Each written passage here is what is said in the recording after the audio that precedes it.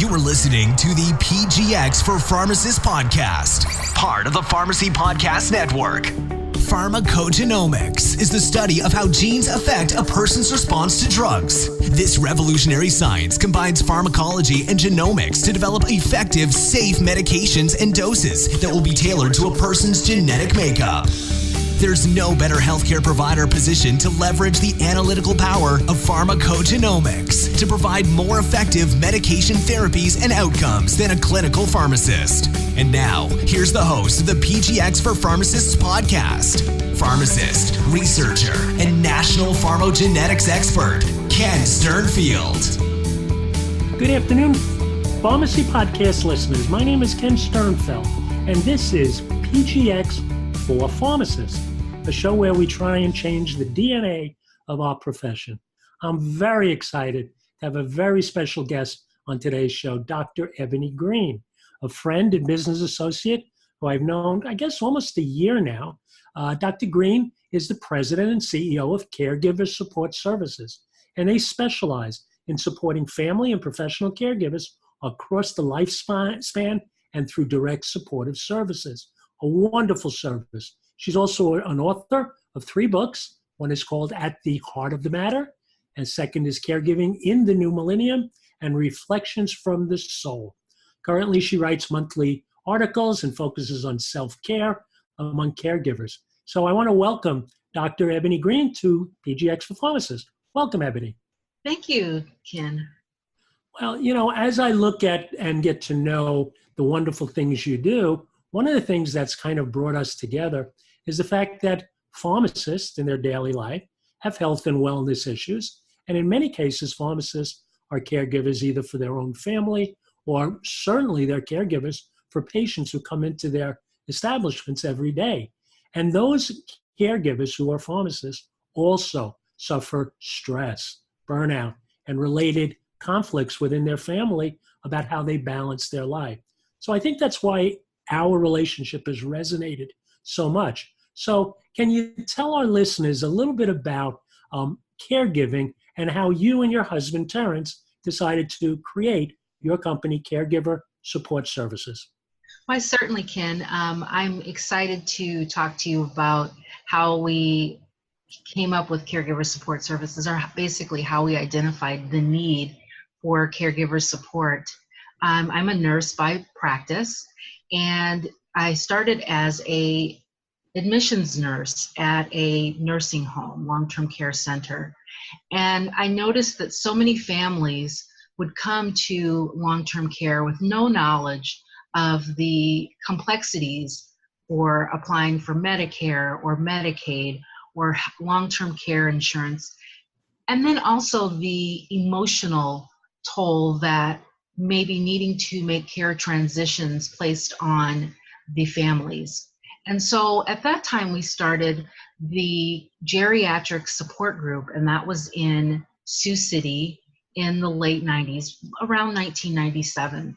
When I finished my graduate work, my husband and I relocated to his hometown of Omaha, Nebraska, and I did a needs assessment to see were there services for caregivers. There had been an organization called the Living Room Support Group, but it had not been active for many years. And so we formed a new board, and we got busy with making sure there were products and services to support family and frontline caregivers. Every story has a personal touch. And I love the fact that when you get into something professionally, if it resonates with you in something that touched your life, for me, what we're doing, it had to do with adverse drug reactions for my father-in-law, which led me down a path to try and be someone who could find solutions for that. So you and I have talked about pharmacogenetics, we've talked about caregiving so much, but it's always nice that you can relate it to a personal feeling. And you're talking about long-term care, you're talking about things that all of in our life, our parents or our loved ones are going to have to deal with it. So if we could become providers of that information as support, it resonates to just being good and doing good. So were there any personal situations that came up in your life that actually made it even deeper in terms of the things you were doing as a caregiver? Absolutely. More recently, I will say back in the 2009 or 2010, my daughter, who was perfectly healthy to that point, I heard a loud thud, and I was asleep. It was early in the morning. She was 16 and getting ready for school. And I thought maybe my 2-year-old at the time had fallen. So I jumped up and went to go see what was going on. And the 2-year-old was still asleep. And so I went into the kitchen, and my daughter was in the kitchen, and she was having a grand mal seizure. It was extremely scary. We went to the doctor via the ambulance, and she was diagnosed with a gangliocytoma. So I always say, if you're going to have a brain tumor, that's the one that's most easily treated. Mm-hmm. So she was on medications for a good 6 months to 8 months, but we couldn't really get it regulated. And she ended up having an adverse reaction to the medications. She was in the hospital for an entire week. It was basically the Steven Johnson's syndrome that she acquired as a result of taking several medications that didn't properly work with her. We decided to speak with the neurologist and the neurosurgeon and to go ahead and have the tumor removed, as the medications were just giving her more and more side effects. So thankfully for our family, that surgery was what did it for her, and she's been very healthy ever since. Now, more recently, my mother-in-law, we've been caring for her for the last 3 years, and she had a really challenging strand, or a really strong strand of the flu. This happened a few years ago, and it was one of the strains that would cause you to have respiratory arrest. And so she was on a ventilator for some time. Then she also had a stroke because of the stress on her body. And so we've been working as a family to transition her from hospital to subacute hospital care to nursing home, and finally home. Recently, she passed away in March. But we do feel that we had, because of everything that we've learned through being advocates and caregivers, that we know that she was able to get the care that she wanted and needed, and that we were able to provide it in an environment that was her preference. Well, I'm sorry to hear about the loss. It's so sad. Caregiving is you never sign up for it. It's thrust on you. The two circumstances you mentioned, just occurred, and you had to deal with it. And there's a commonality in caregiving in all of us. And I had no idea until I met you and did some more research in caregiving. In healthcare, it's a business. How large is the market of caregivers? I had no idea.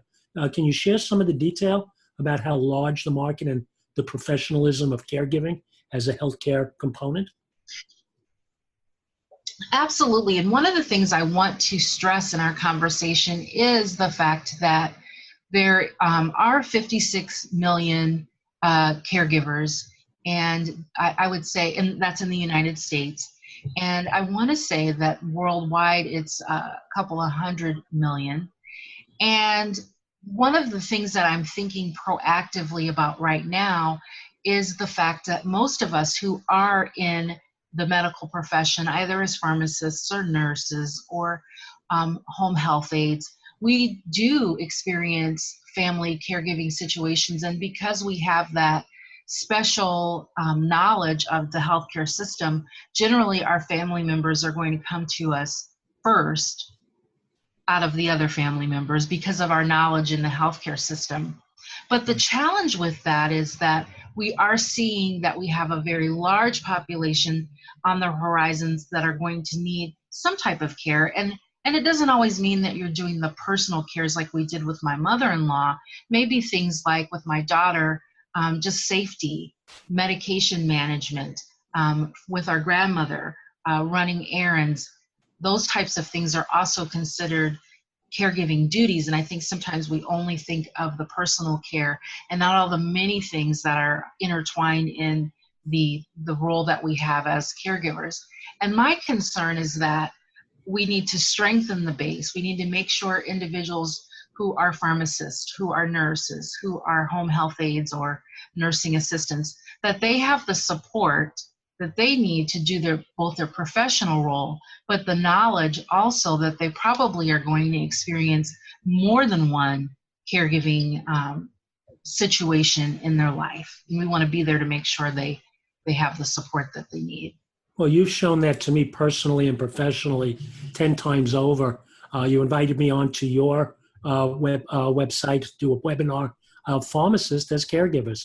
And with your permission, we'll put that in the notes section so all our listeners can see. Because you are so right. We all have a life when we're not at the retail store or in a hospital or working for a living. And that life leads us to being caregivers. And I look forward to continuing the dialogue and the mission with you, because you have a lot of exciting initiatives you're going to talk, hopefully you'll talk about in this podcast, that we can come closer together as healthcare providers who are delivering caregiving services. It's so important. And I believe all pharmacists, personally and professionally, should take that attitude to be caregivers. So let's talk about some of those initiatives that Caregiver Support Services is about to embark on. Certainly. One of the things that I'm most excited about is, and I'll start with the Alzheimer's Foundation of America has granted Caregiver Support Services a grant so that we can provide up to $250 scholarships for families who may be taking care of a loved one with dementia or Alzheimer's disease. And this is so that that family member can get an 8-hour shift covered so that they could go out and spend the day doing something for themselves. I attended a conference last year, maybe it's been 2 years now, and when we were doing one of the exercises at a presentation I was conducting, one of the participants mentioned how important it is for caregivers to get a full 8-hour shift or a full 8-hour break, because what often happens is caregivers will maybe have somebody come for 2 hours. Well, the whole time you're out running errands or going to the place where you're going to relax, maybe a movie or something, you're still in that hustle bustle of trying to make sure your loved one is okay, trying to make sure you're getting to the movie on time, trying to get your seat at the movie. So by the time you actually get an opportunity to relax, your 2 hours is up. And so have you really had a break?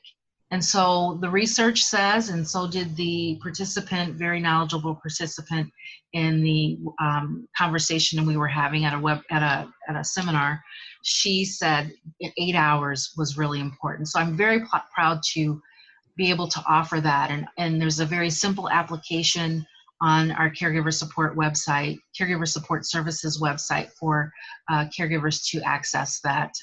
That's great. We'll put that into the notes section and promote it, because that's a wonderful initiative. And the more people know, the more patients will be helped.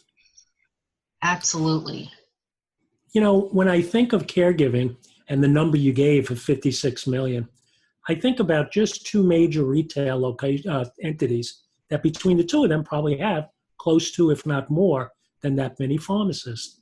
So through collaboration, through communication, through engagement of your services, your knowledge, the support and the resources you have, we're a pharmacist in any of those two retailers, or any pharmacist, there are 300,000 of us across the country, would just have a little more knowledge about how to be a caregiver, just to help their own family circumstance, and then have that culture kind of go forward to them at the retail store. I think this kind of support can help our industry on a tremendous level. So I'm going to work very hard with you, Eboni, to try and find synergies between pharmacists and caregivers and do events and communications and do more on podcasting, do more communication, because I think what you're doing is extraordinary and more pharmacists should be involved. Thank you for all that you do. Are there any other things that are coming up in the next 6 to 8 months that you'd like to share with our listeners? Yes, we have a caregiver wellness retreat, and it's called There's Honor in Asking for Help. We are working diligently so that this event is free for caregivers. It's a 2-day event. We will be providing excellent resources and tips and tools for caregivers. We also have some pampering that we have set up so that caregivers can really relax and network. We're also going to spend some time focusing on what I feel are the gaps for basically recruiting and retaining frontline caregivers into long-term care, because we need them. And then, of course, the self-care, the wellness aspect of things will be explored. And I do feel that, as you mentioned, there are so many synergies, and that pharmacists are caregivers. I feel that very strongly. I was at the local CVS earlier this week, and there was a little bit of a line. The reason there was a little bit of a line was because the pharmacist was actually doing what pharmacists do. He was consulting the patient or the individual, the customer, and he was going through she was able to ask some very detailed questions, and he was going through the medications and really doing an excellent consult. I do feel that it put a little extra pressure on him because he had a line. And then the other thing is that not everybody going through the line is just going to be purchasing their medications. So since there's a cash register there, someone may be getting medications, but they may also be checking out with a few items. So you have a pharmacist who's highly skilled and highly trained, doing, checking out a patient or an individual or customer, and not being able maybe to focus as much on the consulting part, which was very important, and which our pharmacist who did a beautiful job. But I was just kind of noticing that as I was at the pharmacist recently. Well, certainly a call out for that pharmacist in the CVS health arena for doing his job and doing it the right way, not just focusing on the business of pharmacy, but focusing on the profession. Mm-hmm. So a call out for that individual. And there are lots of them out there, lots of pharmacists dedicated to the patient, because really that's who we work for. Doesn't matter what the badge says on our lab coats or whatever, but it's about making sure that we can connect with the patient. So let's do some things together, Eboni. Let's talk about how we could raise the bar for consultations. On the webinar that I did with you, we offered free consultations to any of the caregivers, just to answer questions on their medication. It's not about sharing personal information. It's about having the ear and the attention of a trusted caregiver, because pharmacists are trusted caregivers. So we're going to look to do more things, talk about adherence, taking the medication when you should take it. So important to the overall healthcare, and it leads to healthcare cost savings. People can't afford their medication. So our listeners are going to see a lot of things going on through the PGX for Pharmacists podcast and RxVIP, because that's really what we do. We don't dispense any medication. All we do is do the consultations and make sure that those patients are taking those medications the right way. So we're going to do a lot of things together, and I thank you for giving us the opportunity.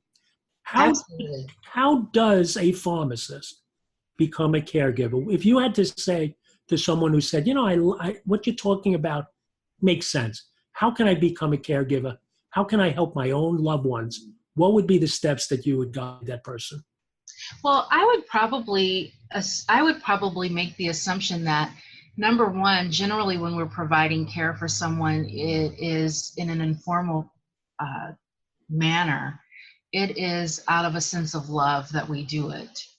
And so I would bet that someone who is a pharmacist has a caring heart already, and that's the foundation.